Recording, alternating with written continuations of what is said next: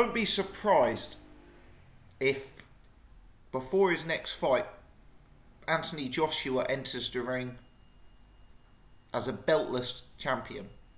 Certainly don't be surprised if before his fight after next, he enters the ring as a beltless champion.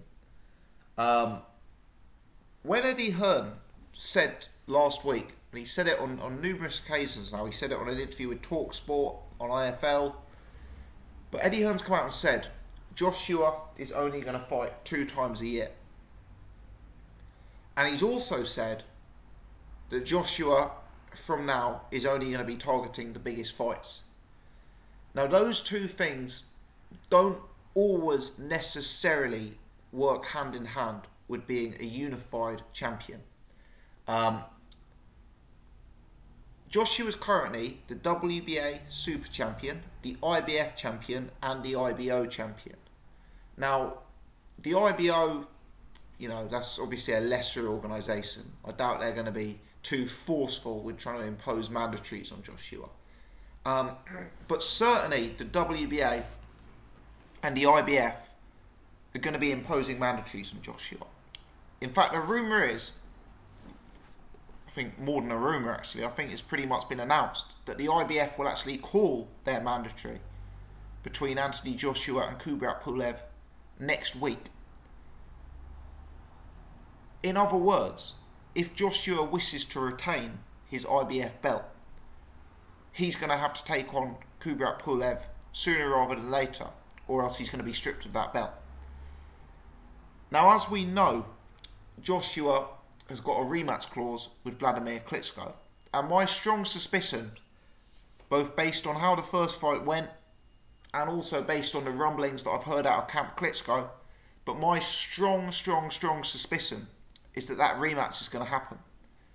And given the ticket sales selling out Wembley Stadium and the rumoured pay-per-view buys, and those rumours are currently suggesting 1.5 million pay-per-view buys, which is smashing British box office record, but given the financials behind that fight, I don't think anyone there is going to be too against a rematch. It was a great fight first time round, and it was a box office sensation.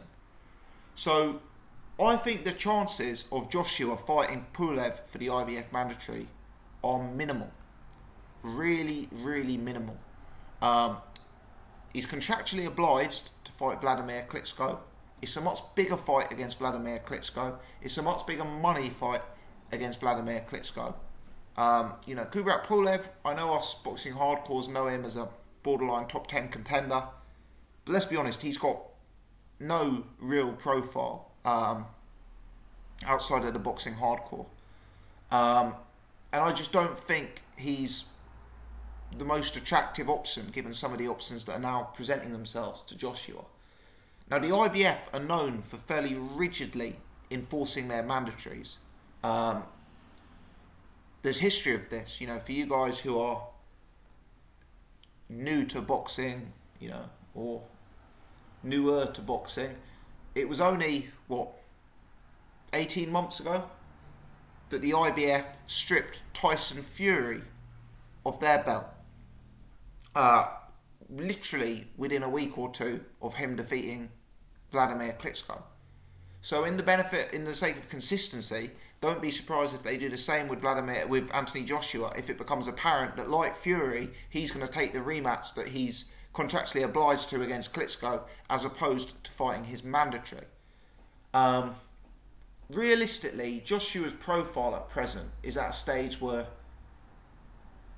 he's almost above the belts. If Tyson Fury came back, Fury and Joshua would be regarded as number 1 and number 2 heavyweights, regardless of who held the belts. I mean, Freza Quendo's fighting Shannon Briggs for a version of the title in a few weeks. You know, is anyone going to consider them a top heavyweight for holding the belt? My point is that the belts are possibly more meaningless these days, and the profiles, you know, the celebrity of guys like Joshua and Fury are at such a level that their fights are so meaningful and so celebrated regardless of what belts are on the line. You know, so I would predict that either Joshua will be slipped stripped of the IBF, or that he will give up that belt in relatively short order. Even if the IBF were inclined to give him a one-off allowance to fight Vladimir Klitschko, they would still be calling that Pulev fight the fight after Klitschko. And you've got to wonder, if Joshua's fighting twice a year, you know, he's going to be fighting the rematch against Klitschko back end of this year now. October, November, maybe even December, that sort of time. It was a hard fight. If Joshua takes that Vladimir Klitschko rematch towards the end of the year, is he going to want his spring, his summer fight next year to be Kubrat Pulev? Is he going to want his 2018 Wembley Stadium fight to be against Kubrat Pulev? You know, Eddie Hearn's been fairly vocal in the press today. That Anthony Joshua may actually face Tyson Fury in April 2018. Now, there's lots of ifs and buts with that fight. Understand, Fury is going before a panel for his hearing on performance-enhancing drugs in the next week. We'll have to see how that goes. Tyson Fury, as you guys know, is hugely overweight and has been highly inactive in recent months and years.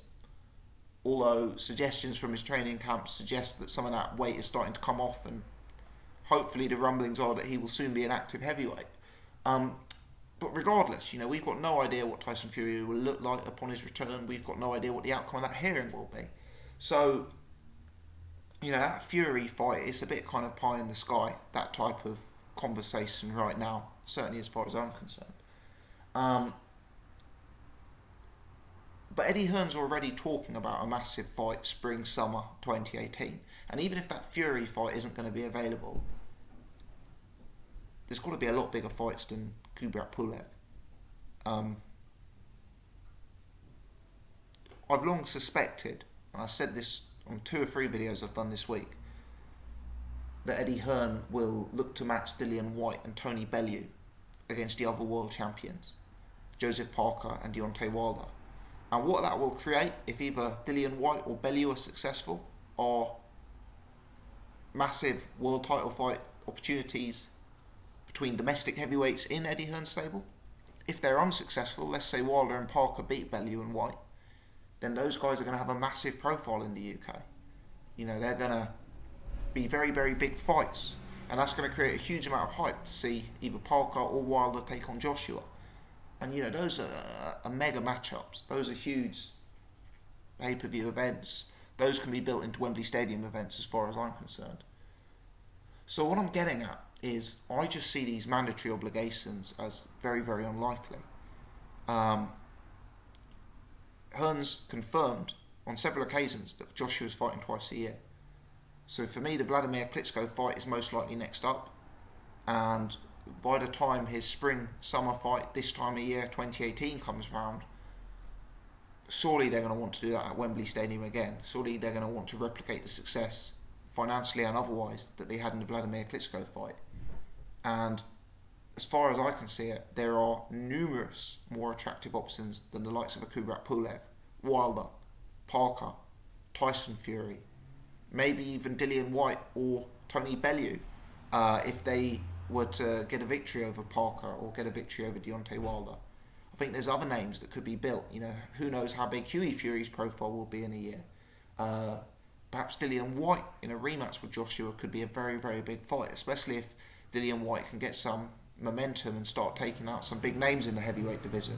You know, those two are certainly an extremely marketable combination, let's put it that way. More marketable than Kubrat Pulev, in my opinion. The WBA are, although I don't believe they're immediately calling their mandatory, the WBA are set to enforce the mandatory of Luis Ortiz. And I believe Luis Ortiz has said that at no point will he be taking step-aside money.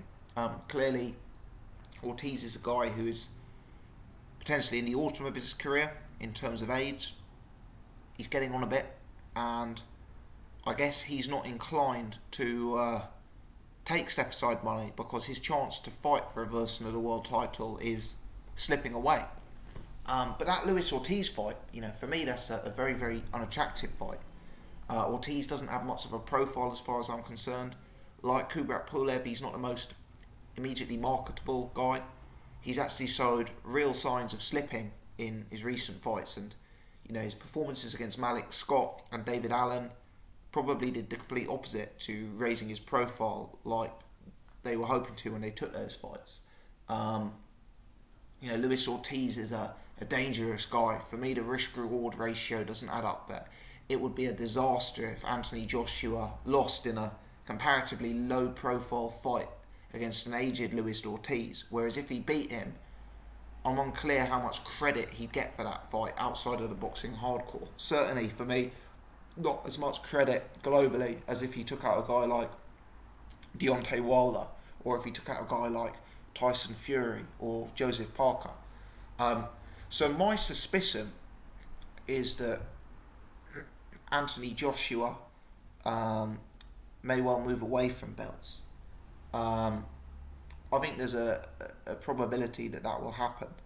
If the Tyson Fury match is to be made, I'm sure that they could make that fight for the ring belt, which I guess has a lot of prestige to its name, despite the fact it's not attached to one of the governing bodies. Obviously, Anthony Joshua holds the IBO, although I don't necessarily see Anthony Joshua and Eddie Hearn branding him as an IBO champion, having IBO title fights if he's looking to make big matchups. Obviously, if he fights guys like Wilder or Parker, the matchup can be for their belt, as opposed to the belts that Joshua is currently holding. But all in all, I just think it's very unlikely. Fighting twice a year, that's going to be very, very hard to fulfill mandatory obligations and take the fights that Joshua's going to want and that the fans are going to need in order to keep consistency with the numbers that they provided in the build-up to Joshua versus Vladimir Klitschko. What this does mean, possibly, is that we're going to get a number of less attractive fights for vacant world titles. You know, we've got Briggs Oquendo coming up. We had Glazkov Martin last year. You know, we'll have Pulev versus someone from the IBF top 15. We'll have Luis Ortiz versus someone from the WBA top 15. You know, these may not make the most attractive matchups. But all in all, I suspect that Joshua will go down the route of trying to make the super fights, trying to get in the ring with the guys like Tyson Fury and the guys like Deontay Wilder. And I guess, despite the fact that that will mean some pretty cringeworthy world title fights against available contenders, anything that can be done to you know, bring these super fights to the table should be applauded, I guess. I expect that this is a story that will develop continuously. I think it's going to have numerous twists and turns to it. I think if the IBF doesn't strip Joshua, there will be some questions as to how consistently they are applying their rules. Given the fact that they stripped Tyson Fury so quickly after his rematch with Vladimir Klitschko. But I think it's only a matter of time anyway, because even if they give him an exemption to take the rematch with Klitschko, I still don't see Joshua coming back next year and looking to take on Pulev in his spring-summer fight.